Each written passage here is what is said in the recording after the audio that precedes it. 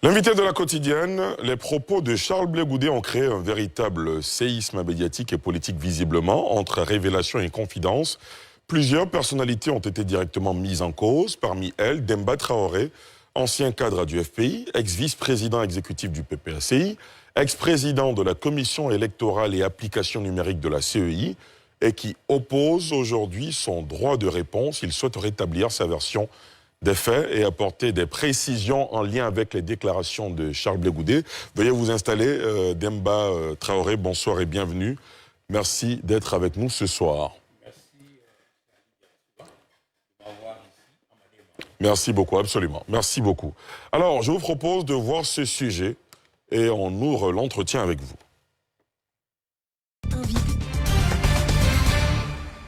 Invité de la quotidienne info du lundi 24 novembre, Charles Blé Goudé, président du COJEP, a brisé le mur du silence. Accusé d'avoir trahi son mentor, l'ex-président Laurent Gbagbo et toute la gauche, celui qu'on surnommerait le général de la rue, a cité des noms et des faits qui seraient à l'origine de sa séparation avec celui qu'il considère jusque-là comme son père, Laurent Gbagbo. Parmi ces noms, l'actuelle épouse de Laurent Gbagbo, Nadi Bamba, qui aurait envoyé Diaby Youssouf, son directeur de cabinet d'alors, jusqu'à La Haye, lui faire cette annonce. En ce qui me concerne, le président Gbagbo n'a pas refusé de me recevoir. Ali, je n'ai jamais voulu parler. Nadi Bamba m'a envoyé mon ancien directeur de cabinet quand on était en semi-liberté. Je cite des noms ce soir. Vous étiez encore à La Haye ou C'est à La Haye, Ali Diarasouba, et m'a envoyé Diaby Youssouf, qui vient me trouver à 3 h du matin dans mon hôtel à La Haye. Il dit qu'il a été envoyé par Nadi Bamba. Je lui dis de me faire une commission que voici. Et les Ivoiriens doivent se voir ce soir. Dis à Blé Goudé que tant que je suis en vie, il ne verra plus jamais Laurent Gbagbo de ses yeux. S'il l'a vu, c'est à la télévision. S'il l'a entendu, c'est à la radio. Mais mieux, mais ça dit pire, dis-lui que tôt ou tard, j'aurai sa faute. Une déclaration qui a secoué la classe politique et fait réagir plus d'un, dont Sidiki Konaté, cité comme témoin de l'affaire. Une des révélations choc et inédites au cours de cette émission, qui a aussi fait le tour des réseaux sociaux et défrayé la chronique, c'est cette vidéo de Demba Traoré, proche de Laurent Gbagbo. Nous sommes en 2020 lorsque Demba Traoré accuse Charles Blé Goudé. Les gens comprennent ça. J'étais là quand le président Laurent Gbagbo me dit Demba, accompagne-moi pour que je parle à cette dame. Cette dame n'était personne d'autre que la femme de Blé Goudé, Solange. Acté devant moi. Il a dit tu diras à fille, s'il veut être candidat, qu'il soit candidat. Mais qu'il ne me pas de faussaire. Parce que c'est moi qui ai signé le document pour être au Congrès, pour être candidat à la présidence du FPI. Blé Goudé, ayant vu le président Gbagbo s'adresser à sa femme, s'est approché. Et il a eu l'audace, j'ai dit l'audace, de dire au président que sa femme ne fera pas cette commission. Ça là, je le dis. Et j'ai dit à la dame, je suis témoin. Et je me rappelle, c'était mon jour anniversaire, 23 décembre 2015. Pour rappel, Demba Traoré a été directeur général du VITIB, village des nouvelles technologies de l'information et de la télécommunication de Bassam. Né le 23 décembre 1963 à Katiola, il débute sa carrière d'informaticien en Côte d'Ivoire en 1988. Quelques années plus tard, il s'envolera pour les États-Unis d'Amérique où il suivra une formation intensive en Computer Engineering et entre chez IBM Global Service, Lucent, en qualité d'ingénieur système en 1998. Toutes ses compétences et expériences lui ont valu d'être vice-président d'éthique et de l'économie numérique du FPI et de l'EDS en alliance à cette époque. Invité de la quotidienne du jour, Demba Traoré répondra à toutes les questions. Demba Traoré, encore une fois, merci d'être sur ce plateau. Je rappelle que c'est à votre demande. Vous avez demandé un droit de réponse et je rappelle que le droit de réponse est la possibilité offerte à une personne mise en cause ou citée dans un média de faire publier sa version des faits. Et ce que, évidemment, nous faisons ce soir parce que la loi, le droit ivoirien garantit ce droit de réponse. Merci d'avoir accepté notre invitation. Merci donc d'être là. Merci, c'est Ali Diarasouba. Merci d'avoir cédé. Absolument, demande. absolument. J'aurais pu faire un droit de réponse par écrit. C'est cela. Mais parallélisme des formes. Totalement. Et pour lever tout équivoque, j'ai préféré être présent sur votre plateau. Très bien. Pour donner ma version de... Et cela est bien pour la clarté des débats. Première question. Beaucoup d'Ivoiriens ont entendu parler de vous, ne vous connaissent pas réellement. Je l'ai dit, vous êtes un ex-cadre du FPI. Selon mes informations, vous étiez le représentant du FPI aux États-Unis. Oui. Vous êtes également ancien vice-président du Parti des peuples africains et ex-haut cadre de la CEI. Pourquoi ex-ex? Vous ne faites plus la politique? Bien, très bien dit. Déjà, point de vue, quand on va à la CEI, on prête serment pour ne plus être membre d'un parti politique. Donc, ayant été à la CEI, je ne pouvais plus être militant d'un parti politique. Et c'est pour ça que vous avez ex. D'accord. Maintenant, depuis, je crois, le 10 avril 2025, j'ai indépendamment et volontairement suspendu ma participation à la CEI, mais je reste membre de la CEI parce que je n'ai pas démissionné. Mais je précise. Vous n'avez pas démissionné, on avait entendu parler d'une démission, d'un retrait. C'est une suspension de votre participation. C'est différent de la démission. Absolument. C'est une suspension. Donc, mais je tiens à préciser que c'est le citoyen Demba Traoré qui est devant vous. Absolument. Pour laver l'honneur de sa famille. Ce n'est pas un responsable d'une structure ou d'une institution. On est bien d'accord. C'est pour ça, évidemment, qu'on a fait toutes ces précisions en entrée de jeu. Alamine Fofana, Alassane Rabo, merci d'être là. Vous étiez là lundi, lorsqu'on interrogeait Charles Blé Goudé, on a évoqué toute cette actualité-là. Ce soir, on a le citoyen Demba Traoré qui est avec nous, qui va répondre évidemment à toutes nos questions. Alors, vous m'avez dit, quand vous m'avez contacté pour souhaiter ce droit de réponse, que vous avez suivi, suite à des appels que vous avez reçus, l'intervention de Charles Blé Goudé. D'entrée de jeu, quels sont les points que vous souhaitez évoquer ce soir? Avant d'entrer dans le vif du sujet, Ali, je suis de confession musulmane. Très bien. Et je respecte toutes les religions. Donc je suis venu avec un Coran sur votre plateau. Ah, ça c'est inédit. Voilà. Pour vous dire solennellement, la main sur le Coran, la main gauche levée, que je jure de dire la vérité, rien que la vérité, et que Dieu m'aide en cela. Très bien. Très bien. Absolument. D'accord. Bon, maintenant que vous avez procédé à cela, donc il y a un certain nombre de points. Alors moi, je veux qu'on commence par le premier. Il y a une vidéo de vous en 2020, vous êtes invité par une web TV, me semble-t-il, proche du PDCI-RDA, dans laquelle vous évoquez un certain nombre d'événements qui se sont produits à la Cour pénale internationale. Et vous dites que vous êtes témoin d'une scène au cours de laquelle le président Laurent Gbagbo a donné des instructions à l'épouse de Charles Blé Goudé en vue de faire une commission au président Afin Guessan et que Blé Goudé aurait refusé. C'est ce qu'il a démenti lundi dernier. Bien. On peut commencer par ça déjà. Bien. C'est un très bon départ. En effet, c'est en 2015, comme je l'ai dit. Pour la première fois, j'en ai parlé. Peut-être la Web TV, c'est venu plus tard. C'est cela.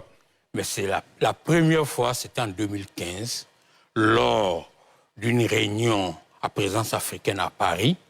La scène venait de se passer à la CPI.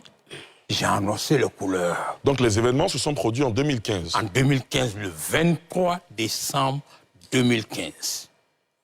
Et je vais vous décrire dans quel contexte c'est arrivé. Pour tous ceux qui ont rendu visite au président Laurent Gbagbo à la CPI ou à M. Charles Blé Goudé, il y a un dispositif qu'ils connaissent. Il y a un fauteuil, il y a un salon où, évidemment, même en prison, par rapport à son titre d'ex-président, par rapport à son statut d'ex-président, c'est le président Laurent Gbagbo qui occupait ce salon, donc avec ses visiteurs. Au fond de la salle, sur une table avec des chaises, il y avait en général Charles Blé Goudé. Quand vous avez un jour de visite où les deux ont des visiteurs aux mêmes heures, ils se retrouvent dans un espace ouvert. Ce jour, j'ai su aller pour fêter mon anniversaire, entre guillemets, avec le président Laurent Gbagbo. Et, à un moment donné, Solange, c'est ça son nom, la femme de Blé Goudé, se lève pour aller chercher des boissons. Il y a une machine qui sont du côté du président. Oui, s'assoit et c'est là qu'on fait le thé. C'est en ce moment-là que le président me dit, Demba, accompagne-moi, je vais aller faire une commission à cette dame. N'en déplaise à ce que M. Charles Blé Goudé dit. C'est l'expression que le président a utilisée. D'accord, très bien. Je suis obligé de vous interrompre là parce qu'on doit aller à NCI News. Il y a l'impératif du journal du soir. On reviendra évidemment avec vous pour poursuivre ce récit que vous avez commencé en rappelant évidemment avec une certaine précision les faits qui se sont produits en votre présence en 2015. On marque une courte pause, on se retrouve dans quelques instants pour NCI News avant de revenir pour entendre la version de M. Demba Traoré. Recevons pour vous, chez vous, Demba Traoré. Il est ex-cadre du FPI, du PPACI. On a eu le temps de le présenter à l'entame de cette émission. Il a souhaité un droit de réponse pour réagir aux propos de Charles Blé Goudé et nous y sommes. Demba Traoré, on était obligé de vous interrompre en raison du journal télévisé. Nous revenons à ce que vous expliquiez. Vous vous êtes retrouvé le 23 décembre 2015 dans la suite du président Gbagbo à La Haye et il vous a demandé de l'accompagner pour faire une commission à l'épouse de Charles Blé Goudé. Voilà. C'est là que vous vous étiez Absolument. Ben, précision, ce n'est pas une suite. Comme je vous dis, c'est un hall. C'est cela. Vous avez le salon dans lequel le président, salon en termes de fauteuil, c'est cela. Et puis de l'autre côté, dans le fond de la salle, Charles Blé Goudé, au milieu, en général, les gardes qui sont là, qui surveillent plus ou moins. Tout à fait. Donc, c'est ce jour-là que je l'ai accompagné parler à la femme de Charles Blé Goudé qui était venue à la machine de boisson. Et puis, Charles Blé Goudé, ayant vu le président s'adresser à son épouse, s'est approché de nous. Et il est arrivé juste dans le temps où le président demandait à sa femme, sachant, parce que ce n'est pas au hasard, il y a beaucoup de visiteurs qui viennent, on peut se dire, mais pourquoi c'est elle? Mais en réalité... C'est la question qu'on allait vous poser, mais voilà, c'est bien de revenir là-dessus. J'anticipe. Bien sûr. Parce que elle est très proche de Angeline Kili, c'est connu, qui est l'épouse de Pascal Affi-N'Guessan.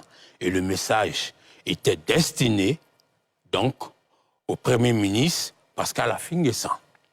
Est-ce que vous voyez? Et ce n'était pas non plus un fait de hasard, parce que j'étais très régulier à La Haye. Donc, j'ai plus ou moins assisté à pas mal de choses où, quelquefois, je me suis retrouvé dans certaines confidences. En fait, M. Charles Blé Goudé qui dit que sa femme ne fait pas de politique, et il avait d'ailleurs reconnu ce fait sur un autre plateau télé, et il a dit pourquoi c'est sa femme. Mais sa femme, il avait mis sa femme en mission justement pour faire une commission de Mme Kili à Mme Nadi Bamba. Voilà comment on dit, bon, avant même de faire ça, on va dire retour à l'envoyeur, on va lui dire d'aller donner une commission à Angeline Kili, Mme Angeline Kili, pour son épouse. Est-ce que vous comprenez pourquoi ça a été elle? Sinon, beaucoup de gens viennent là, et puis bon, voilà. Oui, parce que lui, il estime que sa femme n'est ni militante ni responsable du parti. Pourquoi c'est elle que le président Gbagbo envoie? Mais vous venez d'expliquer que c'est parce que lui aussi, selon vos dires, il avait envoyé sa femme vers voilà, l'épouse du président Gbagbo. L'épouse du président Gbagbo. Très bien. Donc ça, c'est un fait. C'est une sorte de parallélisme de forme vous avez voulu appliquer. C'est pas moi. Oui, moi, bien sûr. Donc quand je dis vous, je parlais du voilà, Gbagbo. Le président a appliqué ce parallélisme de forme parce qu'il savait, parce que en le disant à la femme de Blé Goudé, Solange, amie à Angeline Kili, la commission arriverait à bon port. Parce qu'entre-temps, il ne faut pas oublier que pas mal d'autres personnes avaient déjà fait la commission au président Affi. Il avait dit que non, que ce n'est pas vrai. Et vous allez comprendre pourquoi ce n'était pas vrai. Et pourquoi Charles Blé Goudé refuse que sa femme fasse cette commission. Parce qu'il n'avait pas intérêt à ce que cette commission soit faite. Pourquoi il n'avait pas intérêt? Mais je vous l'explique. Bien sûr, dites-nous. Charles Blé Goudé a été pris en flagrant délit de division du Front populaire ivoirien. Comment? Depuis sa cellule. Je suis là, je vous l'explique. Bien sûr. Voilà. Comment Père son âme, Angéno Yoambi, intérimaire de Charles Blé Goudé pour le compte du COJEP est débauché ou décide de quitter le COJEP parce que selon lui, ça c'est ce que plus tard, Angenor même m'a confié, paix à son âme, je vous ai envoyé un courant pour dire que je ne vous dirai que la vérité. Angenor s'est retrouvé auprès de feu Abdourahmane Sangaré. C'est documenté, ça peut être prouvé. Charles Blé Goudé a trouvé que le FPI divisait son mouvement, son parti politique, et que lui aussi, il a juré de détruire le FPI. Mais comment le FPI divisait le COJEP? Je vous ai expliqué tout à l'heure qu'Angenor qui assurait l'intérim de Charles Blé Goudé en Côte d'Ivoire pour le mouvement COJEP, qui n'était pas encore un mouvement, qui était un mouvement à l'époque, ok, se retrouve au FPI tendance Abdourahmane Sangaré, comme on le disait à l'époque, parce qu'il dit qu'il n'avait jamais été question que le COJEP devienne un parti politique.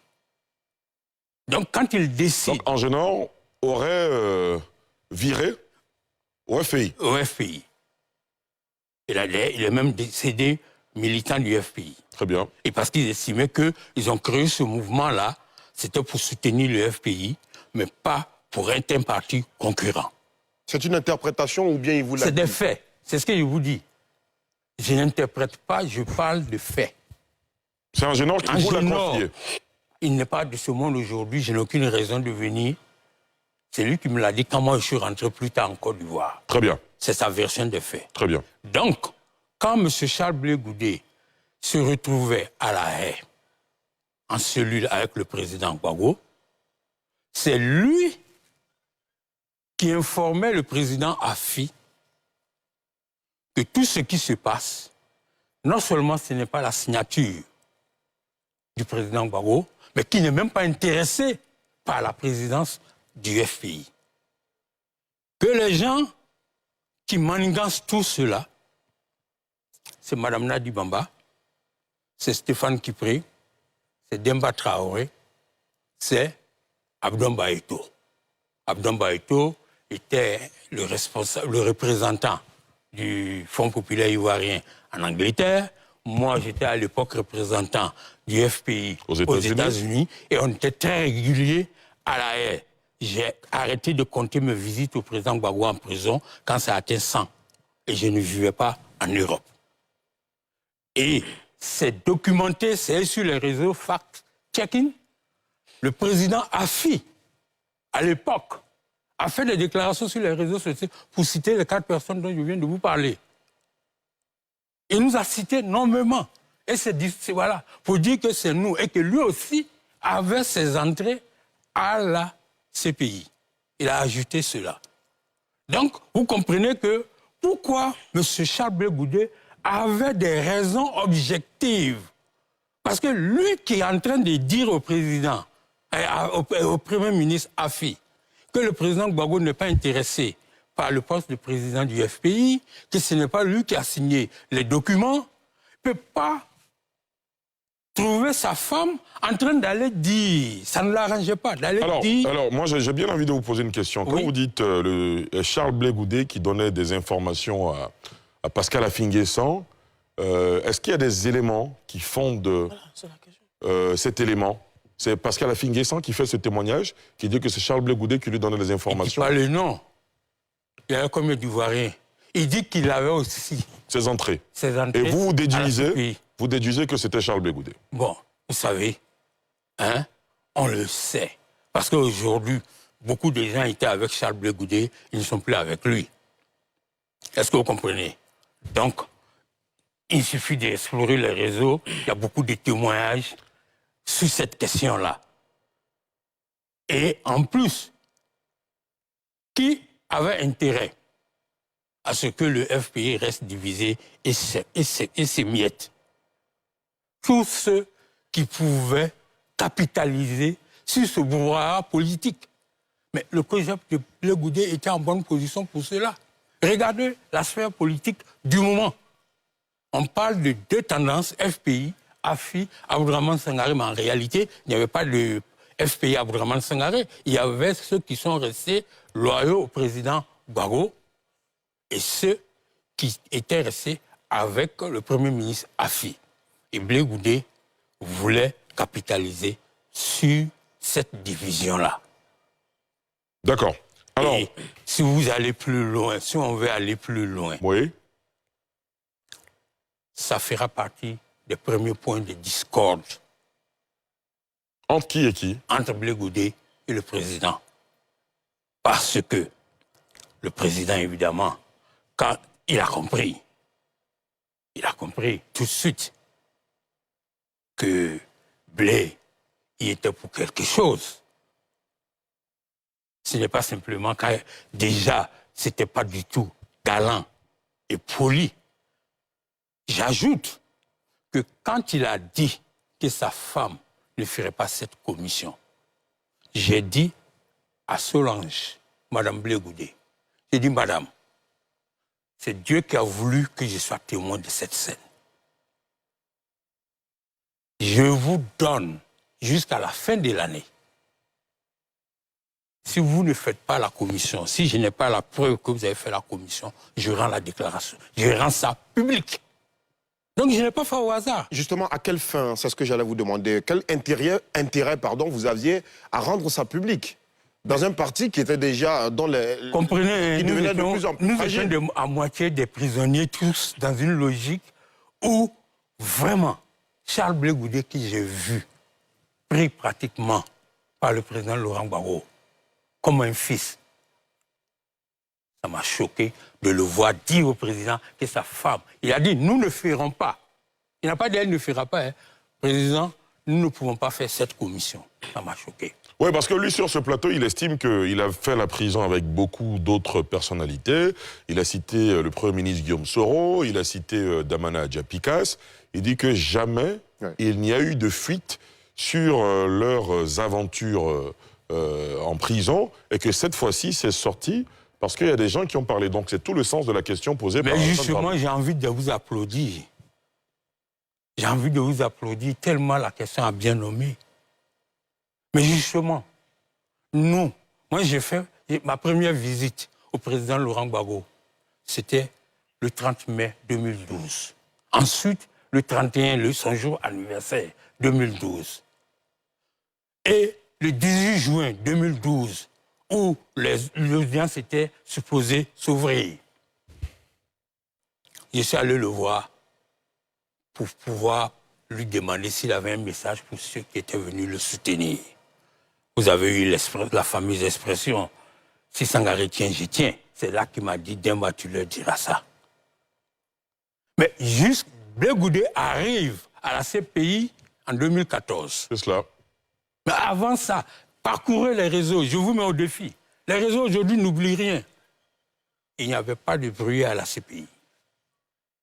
Tout ce que vous pouvez voir, c'est des gens qui ont pu venir, et il n'était pas tout le monde qui venait voir le président Laurent Gbagbo en prison. Les quelques rares qui venaient le voir sortaient et puis faisaient juste une photo devant le numéro 32. Les bruits commencent quand? Quand Charles Blé Goudé arrive. J'ai été le premier qui a informé le président Gbagbo que Charles Blé Goudé était arrivé à la CPI. Il ne l'avait pas encore vu. Vous y étiez? Moi, j'étais là. Si j'ai bonne mémoire, mars 2014. C'est moi qui lui dis, il a été déporté à la CPI. Ça a été une des journées de mémoire de mes nombreuses visites. Je n'ai jamais vu le président dans un état pratiquement inquiet que ce jour. C'est aujourd'hui que je comprends. Parce que tous ceux qui ont visité les deux en prison vous le diront. Le président n'a plus la paix dans cette prison depuis l'arrivée de Blé Goudé. C'est pas une affirmation gratuite. Oui. Je vous donne des faits. Non, je n'en disconviens pas. Je dis juste que c'est quand même un peu grave. Pourquoi, en même temps, vous ne vous dites pas... J'ai vu le président très inquiet ce jour-là, quand je lui annonce l'arrivée de Blé Goudé, parce que c'est quelqu'un qu'il considère comme son fils qui vient d'arriver dans une telle prison. Donc peut-être qu'il est affecté. C'est ce que j'ai pensé. Il est affecté. Au départ, ça a été une des visites, comme je vous dis, très, très, très courte parce que vraiment il n'était pas... Mais avec le cours des événements, me fait comprendre qu'il sait des choses que nous, on ne sait pas. Et que c'est avec le cours des événements, de tout ce qui a pu se passer à la CPI comme bruit. N'oubliez pas que Charles Blé Goudé a pondu de communiquer ici pour dire qu'il reçoit qui il veut, quand il veut. Il est aussi un prisonnier. Mais simplement parce Il n'en avait pas le droit, selon vous? Si, mais quand on est avec son père en prison, quelquefois, on respecte aussi son intimité. Surtout que quand vous partagez le même espace, le même périmètre. Le même périmètre.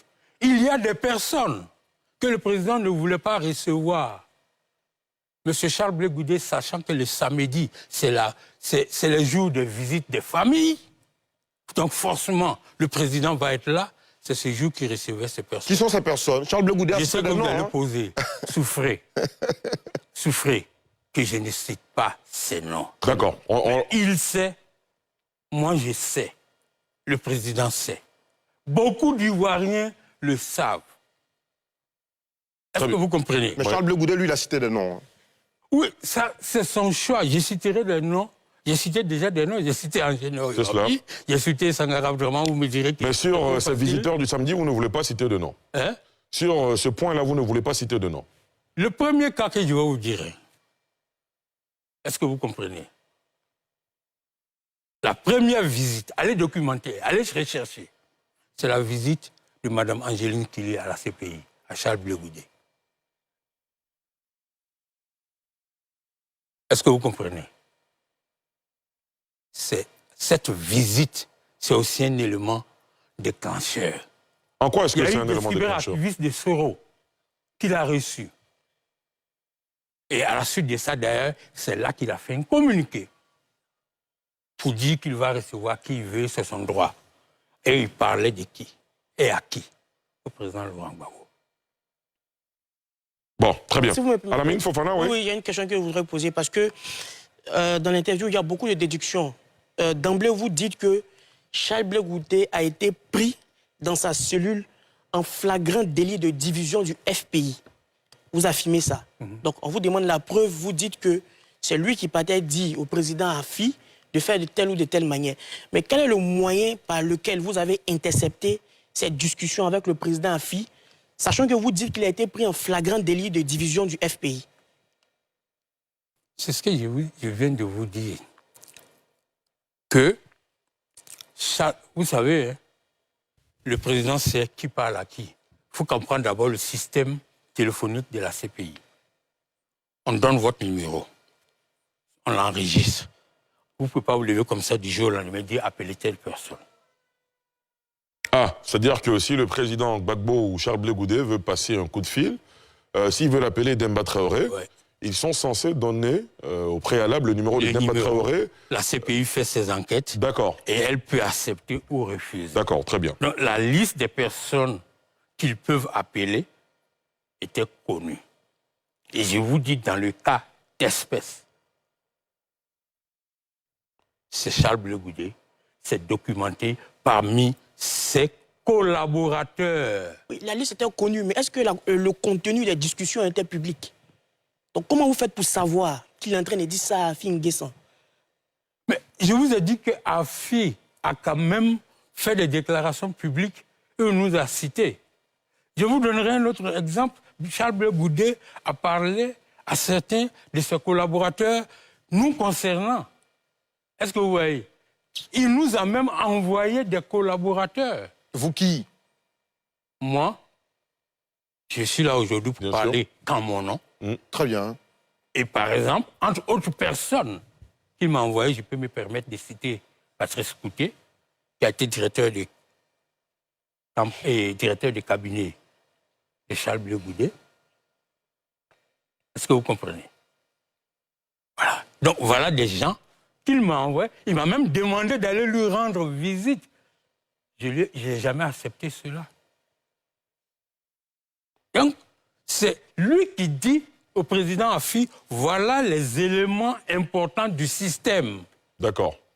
On espère avoir aussi le témoignage du président Afi. Fait la déclaration en public, il me cite. Il cite Stéphane Kipré, il cite Abdon Bayeto. Mais je vous signale au passage que moi, Abdon Bayeto, avons été nommé comme représentant par le président Afi. D'accord. Alors, moi, j'ai une question. Charles Blé Goudé, dans son développement la dernière fois, a évoqué une scène. Je ne sais pas si vous vous y trouviez au moment des faits. Il a dit, par exemple, que quand le président Laurent Gbagbo voulait l'envoyer, lui demander de transmettre des messages ou faire des commissions en tout cas, il s'adressait à lui directement. Il a pris l'exemple du siège du FPI qui appartenait à Madame Nadi Bamba Gbagbo, et il ne comprenait pas donc que le président Gbagbo, il nie le fait que le président Gbagbo se soit adressé directement à son épouse. Pourquoi les jours pairs, le président Gbagbo s'adresse directement à son poulain pour l'envoyer en mission, et les jours impairs, au détour d'une visite de son épouse, on demande à son épouse d'aller faire une commission. C'est ce qu'il a mis en avant. J'ai l'impression que vous avez lu dans ma tête. Hein. Moi, j'allais en parler. Bah nous, on pose des questions. Oui, on est là pour ça. Si vous n'en parlez pas, j'en parlerai. Dites-nous. M. Charles Blé Goudé n'a pas respecté les Ivoiriens. Pourquoi? Il n'a pas respecté vos téléspectateurs. Il a regardé les caméras droit et il a menti. Ce n'est jamais arrivé. Je vais vous expliquer. Qu'est-ce qui est arrivé? Je vais vous expliquer. C'est ça. Il y a une cohérence. Monsieur Afi détenait le siège, entre guillemets. Et ce siège dont on parle, c'est la maison de Mme Nadi Bamba, qui est à côté du 30e, qui sert aujourd'hui de cabinet au président Laurent Gbagbo. C'est moi, Demba Traoré, qui ai fait le câblage informatique de cette maison, à l'époque. Et quand on se rend compte, pendant la campagne... Au moment où vous faisiez le câblage, la maison, c'était la propriété de... Je suis en train de vous expliquer pour dire que je sais que c'est la propriété de Mme Nadi Bamba. D'accord. Charles Blé Goudé le sait, il a fait les tournées ici. Revoyez les images. Quand vous en avez parlé, qu'il a dit que le président Afi aurait dit que le DG... que ce sont les DG avait cotisé. Du parti qui ont cotisé. M. Diarasouba, c'est connu. Le FPI avait un terrain à Yopougon.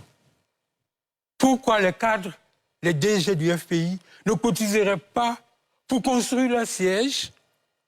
Mais c'est la maison d'une personne, et ça au moins ils savent que ce n'est pas leur nom qui est sur ce terrain, qu'ils allaient construire. Afi le sait, Afi sait que cette maison appartient à Mme Nadi Bamba. Issa Malik Koulibaly, qui était directeur national des campagnes, le sait. Charles Blé Goudé, qui était le numéro 6 de la campagne en charge des jeunes, le sait. Moi, j'étais le numéro 2 de la campagne et j'étais chargé de la communication et des TIC. Donc, j'ai suivi la finition et n'ayant pas eu de siège pour la campagne, c'est comme ça. Cette maison était destinée à servir de fondation pour le président Laurent Gbagbo, quand il aura quitté le pouvoir. C'est donc elle donne sa maison pour que ça serve de direction de campagne. Ali, ils étaient là. Ils sont encore vivants. Donc ce ne sont pas les DG du parti qui ont cotisé? Non, ils n'ont pas 5 francs là-dedans. Et elle est venue nous présenter. Moi, j'ai fait le câblage, donc je savais. Mais le reste de l'équipe, elle est venue présenter, c'était même pas encore équipé. Allez, j'ai envoyé le Coran. C'est moi qui Afin Guessan a appelé pour dire, mais Demba, votre maison là, vous ne l'avez pas encore meublée. On a tenu la première réunion de la direction des campagnes dans le jardin de cette cour. Afi, Malik, toute l'équipe, on l'a tenue dans le jardin pour mettre la pression pour que la maison soit équipée. C'était quoi la vision? C'était de restituer le bien après la campagne? Je vous explique. Comment cette maison est d'ailleurs arrivée là? C'est moi. Quand la LMT ou le FPI, selon le nom, perd le pouvoir après le 11 avril, les réunions se tenaient au siège du CNRD vers un lycée connu, pour ne pas faire de publicité. Les gens avaient déjà 3 mois d'arriéré. Et c'est Akoun Laurent, il a envie, qui m'approche pour que je plaide auprès de Mme Nadi Bamba pour les aider à payer ce qu'elle a fait. Et ensuite, obtenir l'ancien QG des campagnes afin qu'il déménage. Ce jour, Akoun Laurent me donne son chargé de logistique, l'honorable Tchéidé aujourd'hui, secrétaire général. Il a envie. Secrétaire général du PPACI. Du PPACI. Il part avec moi. Il part et avec Tapé Kibré, qui est aujourd'hui avec Mme Simone Eivé. C'est les deux qui m'accompagnent pour qu'on aille faire le constat. J'ai fait ce jour-là les photos. Il n'y avait pas porte, il n'y avait pas. Et vous avez, en cas de besoin, les vidéos, si vous voulez, il n'y a pas de problème, vous pouvez les rendre publiques. Très bien. On a fait l'état des lieux et c'est comme ça qu'on donne cette salle. Chacun arrive, ni fenêtre, sans porte, ils y aménagent. En ce moment, Afi est en prison, je vous rappelle. L'intérim du FPI assuré par Miaka Oroto, Akoun Laurent et les autres. Plus nous autres qui étions ici, qui ne sont pas partis, parce que tout le monde n'a pas fait le choix de l'exil. Et on reviendra par rapport à ce qu'on a dit sur cette question. C'est cela. Donc c'est comme ça qu'on leur donne. Maintenant, avec les divisions au sein du FPI, quand les Afi sortent de prison, les tendances et tout ça, ils nomment Mme Agnès Monet, secrétaire générale de sa mouvance. Elle vide Akoun de là-bas. Moi, je l'ai appelé. J'ai dit, comment ça c'est possible? C'est à toi que j'ai remis les clés. Est-ce que vous voyez? Donc c'est dans cette discussion, entre-temps, la femme de Blé, parce que les tendances avaient évolué, C'est cela. qui cherchait à obtenir un rendez-vous pour Mme Angéline Kili avec Mme Nadi Bamba, elle pose comme condition: je ne peux pas parler à la femme de quelqu'un qui a confisqué mon bien. Est-ce que vous suivez? C'est ainsi. Celui qui dit, lui, sa femme ne fait pas politique, ne fait pas les choses, s'engage pour dire, qu'est-ce que je peux faire pour obtenir des clés? C'est donc elle qui lui dit, quand tu auras eu mes clés, on verra pour la suite. Voilà l'histoire. C'est pas le président Laurent Gbagbo. Oui, elle me dit, mais tu n'étais pas là-bas. Comment tu sais tout ça? Je vous ai dit, j'étais régulier. Et quand même, à un moment donné, d'ailleurs, je suis gêné de mettre sur la place publique ici des confidences privées. Très bien. Mais parce qu'on a un niveau, à un moment donné aussi, quand tu ne parles pas, ton silence peut être coupable. Très bien. Alassane Drabo? Alors, vous étiez directeur général du VITIB depuis 2009. Et donc, toute cette histoire de maison intervient en 2010, au moment donc de préparer la campagne, c'est bien cela. Et vous n'avez jamais, avec les autres directeurs généraux, en ce temps, sous le régime du président Gbagbo, cotisé pour acheter une quelconque maison? Non. D'accord. Mais ils sont vivants, les anciens DG. Et puis je vous dis, pourquoi ils vont cotiser, aller construire sur un terrain qui ne leur appartient pas? Le terrain de Yopougon ne leur appartenait pas? Si, ils n'ont pas construit là-dessus, ils ont fait une clôture. D'accord. Est-ce que vous comprenez? Donc s'ils avaient, au lieu d'aller construire sur un terrain plus exigu, d'ailleurs, ils auraient dû construire là-bas. Et je ne suis pas sûr que le président Afi, ça c'est un commentaire, ait dit cela à M. Charles Blé Goudé. Mais ce qui est sûr et qui sont les faits, les DG du FPI n'ont jamais cotisé pour construire cette maison. Alamine? Donc finalement, par rapport à la fameuse commission, le président Charles Blé Goudé nie qu'elle vient du président Laurent Gbagbo. Selon lui, c'est vous qui dites ça à sa femme. Et il estime que, aussi petit qu'il est, vous n'avez pas le droit de passer dans son dos pour faire une commission à sa femme. Et vous vous dites qu'il a eu l'audace de refuser la commission directement devant le président Laurent Gbagbo. Finalement, qui dit vrai? Bon, nous, on n'est pas là, on n'est pas au tribunal, à la mine. lui, il est Moi, là, je lui envoie un coup. Je savais. C'est cela. Ramenez M. Charles Blé Goudé ici pour qu'il jure sur ce en quoi... Est-ce que, bon, il y a une question que nos internautes nous posent. Est-ce que, bon, nous, de toutes les façons, ce spectacle, il n'est pas fait pour nous réjouir forcément, parce qu'on aimerait voir des frères ivoiriens s'entendre. Justement, Charles Blé Goudé a évoqué également une autre scène qui a suscité beaucoup d'émoi et de réactions dans l'opinion publique. Il rappelle une scène qui s'est produite en 2009, au cours de laquelle ils se sont retrouvés à la demande de Mme Nadi Bamba chez elle, en présence du Premier ministre Guillaume Soro, du ministre Sidiki Konaté à l'époque, et le président Gbagbo les a rejoints. Mais vous avez certainement... Aussi y était. Comment? Meïté Sendou aussi. Meïté Sendou également y était. Est-ce que vous avez une autre version de ce moment évoqué par Charles Blé Goudé? Non, parce que je n'étais pas à ce niveau-là en 2009. Je vous rappelle que je ne vivais pas ici. Bien sûr, vous étiez aux États-Unis. C'est en avril 2009 que je suis nommé directeur général du VITIB sur proposition de l'État de Côte d'Ivoire. Donc c'est à partir de ce moment que je commence à être régulier. Mais dans le fonctionnement que j'ai pu constater, ça va vous choquer? Mais vous savez comment Charles Blé Goudé et moi, on s'appelle? Partenaires. Vous voyez qu'aujourd'hui, on est tout sauf des partenaires. Et vous savez pourquoi on s'appelle partenaires? Parce que lui et Mme Nadiani Bamba s'appelaient partenaires. Est-ce que vous comprenez? Donc, c'est connu. Il y a un certain nombre de cadres. Ali, je me permets de vous appeler par votre prénom. Certains sont en vie. Il n'y avait pas plus de 5 cadres autour du président qui pouvaient se retrouver à la fois à la résidence à Cocody ou à la 7e tranche. Ça se compte au bout des doigts.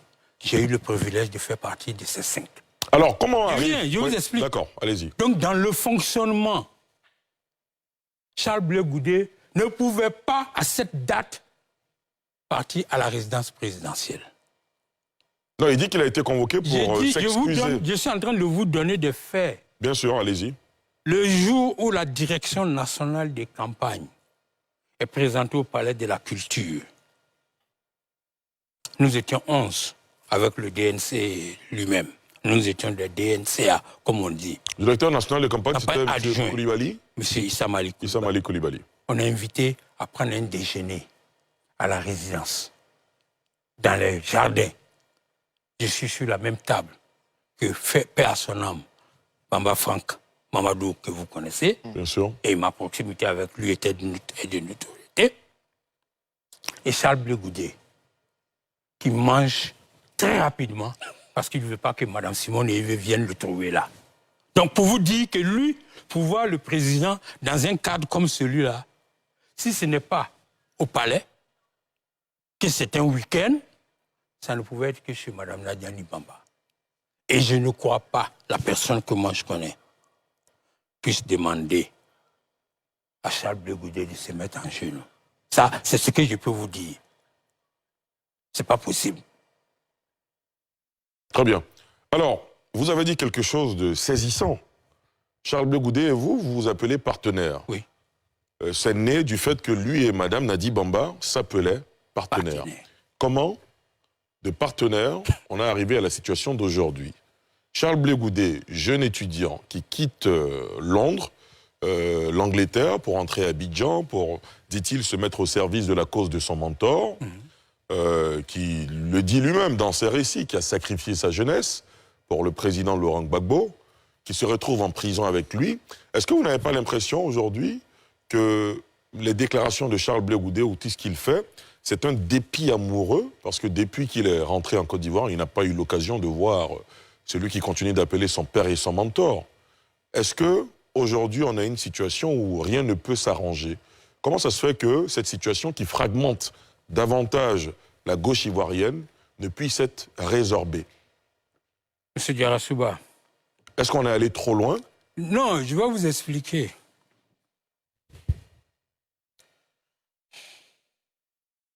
Nous avons vu beaucoup de choses. Un jour, de nulle part, des activistes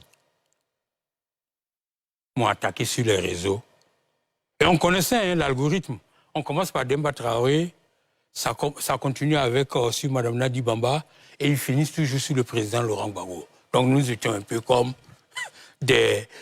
comme si c'était dans du billard, on nous tape dessus quand on veut atteindre le président. Et c'est comme ça qu'un jour, dans cette même salle de CPI, M. Charles Blé Goudé nous présente un cyberactiviste qui est originaire de Lakota, et puis nous dit, ça c'est mon bazooka. Il va vous défendre. Vous ne voulez pas citer le nom du cyberactiviste? Je ne me rappelle pas aujourd'hui. D'accord. Je peux, voilà. Je ne sais pas si c'est Boga ou Boga, mais en tout cas, ok, il nous présente comme un décès, que ça c'est mon bazooka. Effectivement, de nulle part, le gars commence à s'attaquer aux gens qui s'en prenaient à Mme Nadi Bamba. Et puis, la situation évolue entre eux. On revoit le même cyberactif en train de s'apprendre à Demba Traoré, en train de s'apprendre à Mme Nadi Bamba. Est-ce qu'on a besoin d'être divin? Le même que vous aviez trouvé dans sa cellule? C'est pas à la CPI, pas en cellule. Oui, d'accord. On n'a pas accès aux cellules. C'est cela. Parce qu'en général, les cellules sont en haut. D'accord. Quand vous venez, il y a une salle de réception. C'est là que vous vous retrouvez. Très bien. Le même qui nous a présenté comme son bazooka sur les réseaux sociaux, c'est lui qu'on voit attaquer Mme Nadi Bamba. Par la suite, ça s'empire. Vous avez vu d'autres personnes proches de lui qui l'attaquent. Et là, dans le film, on est sorti de la CPI. Je suis assis dans le salon de Mme Nadi Bamba avec le président à Bruxelles. Seul, il me dit ceci. Et c'est ça que je veux dire à Charles Blé Goudé. Lui, il est bêté, moi, je ne le suis pas. Mais le président me dit, Demba, en pays bêté, si tu veux savoir comment, si tu veux savoir que quelqu'un te respecte, regarde comment il traite ta femme.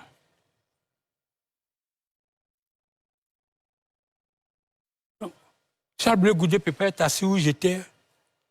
Dit ce qu'il dit à la femme de celui qu'il appelle son père et dit qu'il veut se réconcilier.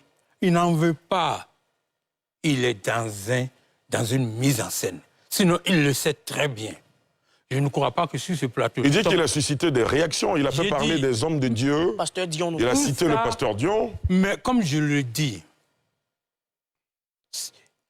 quand on dit ce qu'il dit, pas plus tard que lundi,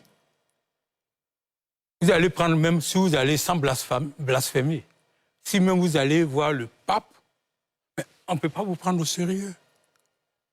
Parce que un homme qui se respecte, on ne peut pas insulter sa femme et puis espérer marcher avec lui.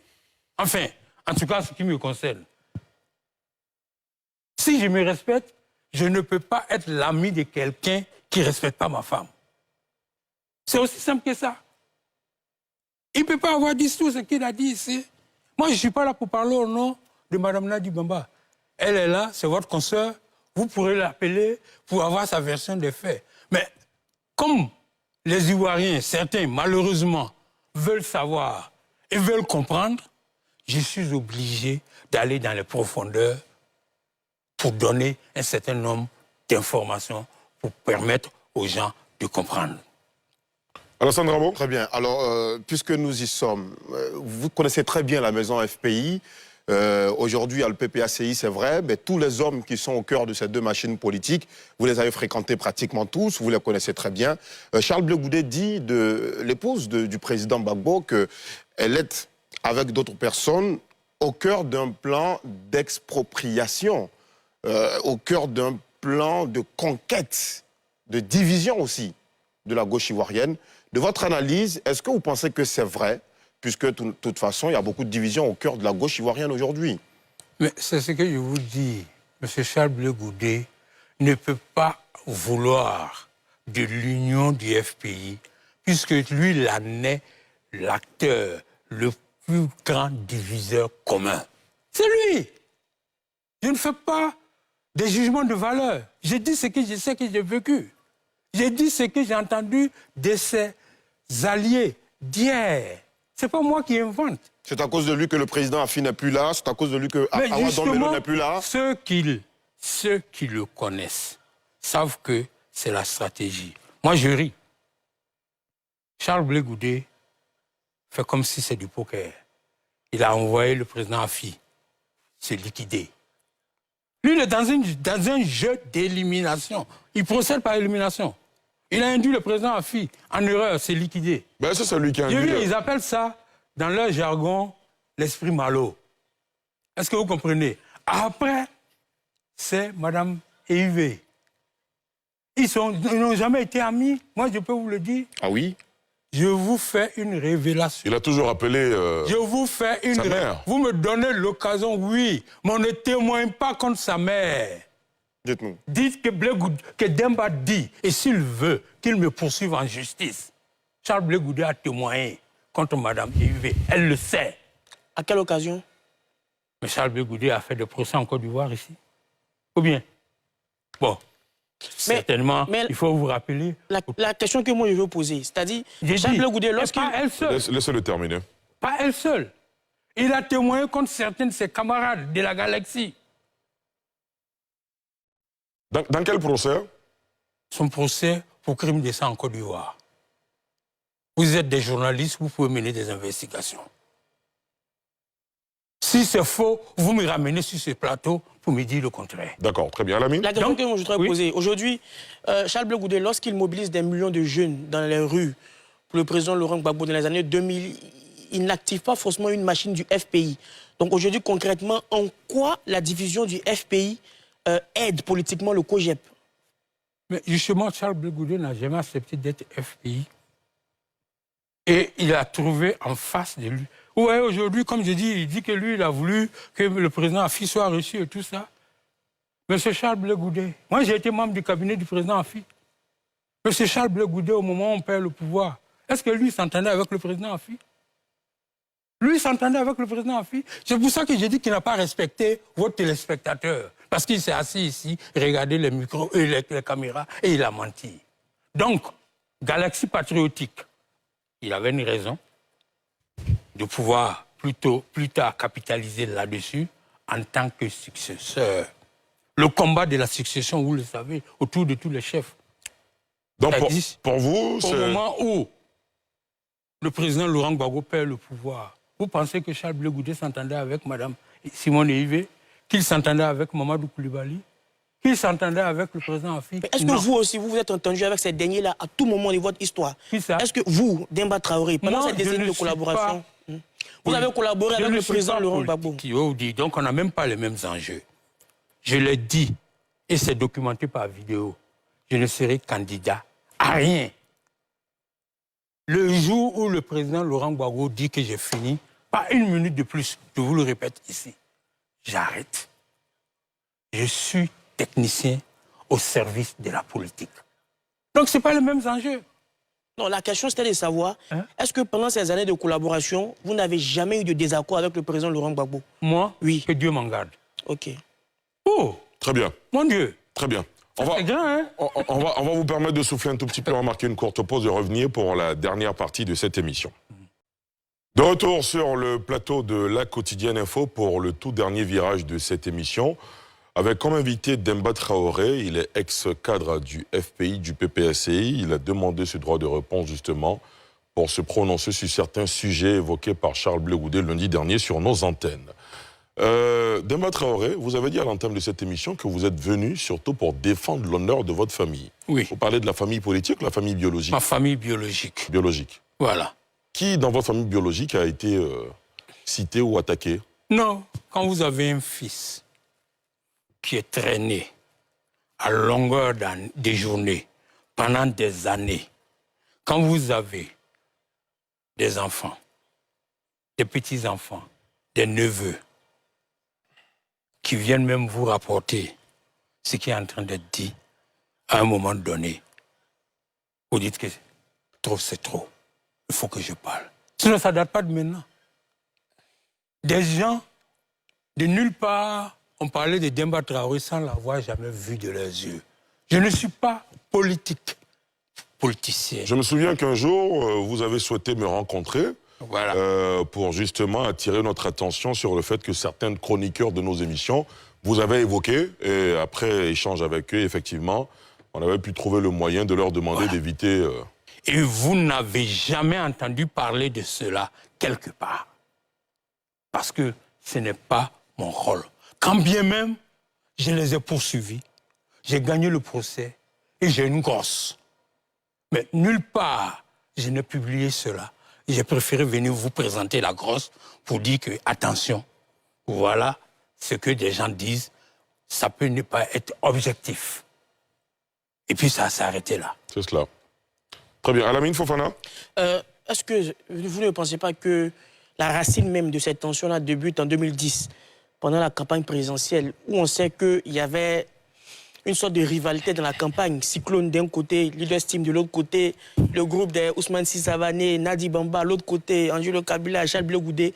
Est-ce que c'est pas en ce moment-là, par rapport à des marchés à hauteur de milliards, que ces structures de communication ont commencé à s'entrechoquer pour la campagne du président Laurent Gbagbo, que les tensions ont commencé à naître? Vous parlez au directeur national des campagnes adjoint en charge de la communication et des technologies de l'information de l'époque. J'ai un petit frère qui ironise. Il dit, on t'a confié ça et on a confié la logistique à Bamba Frank, les deux mamelles de la campagne, parce que vous ne connaissez pas l'argent. Effectivement, je n'ai pas vu 5 francs de la campagne. Bien au contraire. Donc, s'il y a eu des milliards qui ont circulé, moi, Demba Traoré, je ne suis pas au courant. Et si il y avait des problèmes, ça ne pouvait pas être l'origine des problèmes entre, comme je vous l'ai dit, Mme Nadi Bamba et Charles Blé Goudé, parce qu'à cette époque, vous citez des gens, Angelo Kabila, quels sont ceux qui faisaient les animations? Il y avait 2 grands sonos, une des sonos appartenant à Charles Blé Goudé, justement. Donc il ne peut pas être parmi ceux qui sont frustrés. Et je vous ai dit qu'il n'était pas FPI. Oui. Ouais, ça, il a toujours réclamé lui-même. Oui, voilà. Donc, certains, peut-être à juste titre au sein du FPI, on peut penser que, lui aujourd'hui parle de ceux qui ne sont pas de la gauche et qui n'ont intérêt à diviser cette gauche. Rien ne me prédisposait, moi, à être de la gauche, effectivement. Je suis né d'une famille PDCI.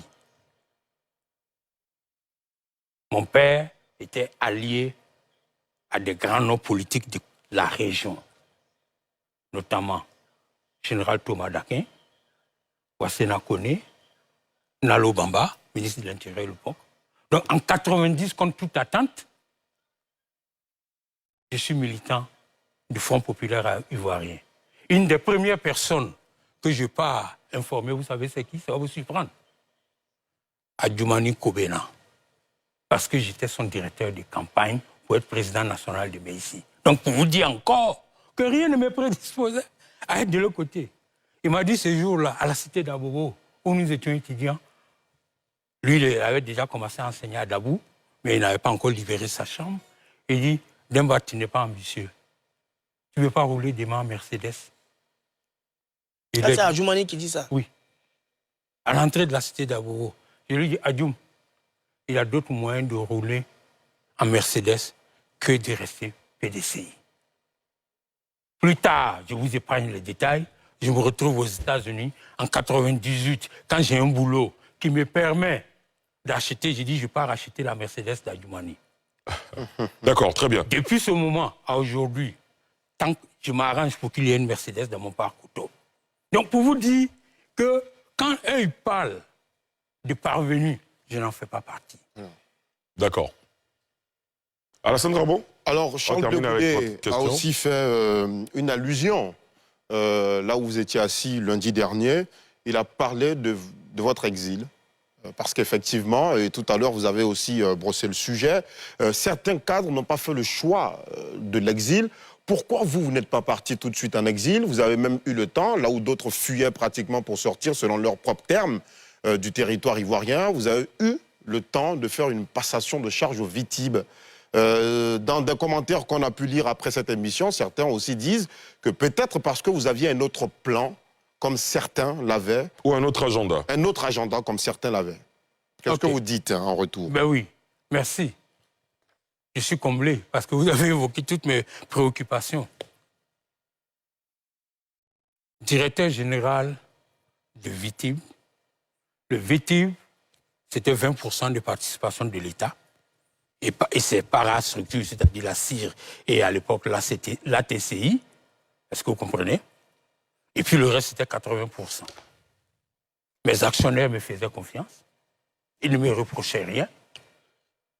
La crise arrive. Je ne suis pas personnalité connue du grand public. Je ne vois pas, il n'y a pas de menace directe sur ma personne. J'ai simplement quelquefois entendu des jeunes gens de mon quartier discuter sur mon sort et ça m'a été rapporté par quelqu'un qui était dans le quartier, de par mon patronyme. Et certains estimaient que j'étais du RDR et il y en a qui disent non, c'est notre gars parce qu'ils savaient les fonctions. Parce qu'entre-temps, je le découvre plus tard, hein, on dit c'est l'informaticien de Bago. Donc ils discutaient. Mais à part cela, il n'y a pas eu de menace directe. Donc je n'avais aucune raison de partir en exil. Je reste donc jusqu'à l'ouverture des banques. Je paye le salaire des employés et je décide d'utiliser mes vacances pour souffler, pour aller aux États-Unis. Mais pas par l'aéroport d'Abidjan, comme M. Charles Blé Goudé le dit. Vous voyez, il affirme des choses qu'il ne sait pas. Mais en passant par la route à Accra. Je vous raconte une anecdote. J'étais assis là, un des FRC, des Katula qui avait été muté en Europe, vient à la voiture, il s'adosse sur mon côté, et puis il s'adresse à mon petit frère, il dit, mais le grand frère, je suis sûr qu'il a fui. Je suis assis, je l'entends. C'est que Dieu avait sa main sur moi. Je sors par la route d'Accra, je pars aux États-Unis pour à peu près 1 mois. Autour du 10-15 mai 2011. Pendant que je suis en vacances, le gouvernement est mis en place. Les contemporains sont là. Hein? Le ministre d'Intic nommé, Bruno Nabagné, va faire le tour des structures sous sa tutelle. Le victime n'en était pas, mais lui, d'une façon naturelle, il estimait que c'était une structure de technologie, ça devait appartenir. Mais ce n'était pas une structure sous tutelle. On dépendait du ministère de l'économie et des finances. Il va donc, et il dit à la télévision, je constate la vacance de pouvoir. Donc, pour lui, le PCA n'était pas là, perd son âme. Aujourd'hui, le DG n'étant pas là, il y a une vacance de pouvoir à VITIB, il va convoquer un conseil d'administration. Entre-temps, j'ai d'autres bruits qui ne sont pas rassurants. Perd son âme, Dibi, ministre de l'économie et des finances, nomme, il est connu, il est là, c'est documentable, Kalaj, qui est aujourd'hui directeur du commerce extérieur, on me dit, comme DG de VITIB, ACA, perd son âme, ancien ministre du budget, comme PCA, contre toute structure, contre toute procédure. Donc je décide de venir et de rentrer, encore par la route, pour venir à Abidjan, et je dis, vaille que vaille. Si je dois aller en prison, il faut que j'aille en prison pour la bonne cause. Mais il ne sera pas dit que Demba Traoré a détourné 5 francs du VITIB. Je vous rappelle qu'au moment où je pars de là-bas, dans la sphère publique, il s'agit de 28 milliards en caisse. Donc c'est pour cela que j'arrive. Ça contraint le ministre et tous les autres a reporté le conseil d'administration. Et lui qui n'était pas d'accord d'ailleurs avec la procédure, c'est à son crédit. Je parle du ministre Navarin de la procédure de Dibi. Donc, ne reconnaît pas le DG nommé ainsi. C'est Assia non plus, mais ils vont trouver un gentleman agreement. Est-ce que vous comprenez? Après moult tentatives, il me reçoit dans ses bureaux. Il me dit, DG, je veux faire un appel à candidature pour trouver un autre DG. Ça ne me gêne pas que vous soyez candidat. Comprenez? Mais il faudrait nous aider parce qu'il ne pouvait même pas retrouver les autres administrateurs. Il y avait 4 Indiens. C'est moi qui avais le document. Je lui dis, monsieur le ministre, faisons-le dans la règle de l'art. Moi, qui ai travaillé toute ma vie pour le président Laurent Gbagbo, je ne lui ai jamais demandé de poste. Ce n'est pas le président Ouattara que j'ai combattu. Je vais attendre qu'il me garde à ce poste. Bruno vit. Et je lui dis, je peux vous aider à organiser le conseil d'administration. Et, dans la règle de l'art, vous faites et on signe, et comme ça, c'est documenté. Très bien. J'ai ce procès verbal avec moi aujourd'hui. D'accord. Donc c'est comme ça, je viens, s'il vous plaît, que je rentre et je fais la passation. Mais je n'étais pas le seul. Libye, DG de la CEDECI, et Sikoji, pardon, il avait une passation. Dans le fond, ce qu'il faut retenir, il y a une part de tribalisme. C'est-à-dire?